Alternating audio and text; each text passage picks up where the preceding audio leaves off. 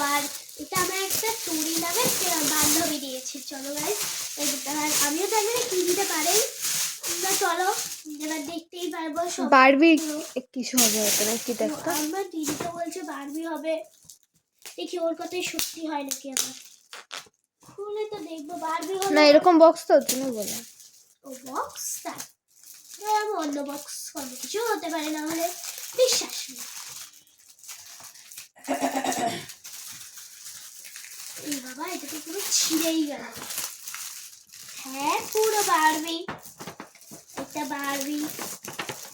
এটা তো আমি খুলতেই পারছি না, তাই জন্য আমি একটু পেছন দিকে খোলার চেষ্টাটা করছি। আমার বান্ধবী যে গিফটটা পেয়ে গেছে।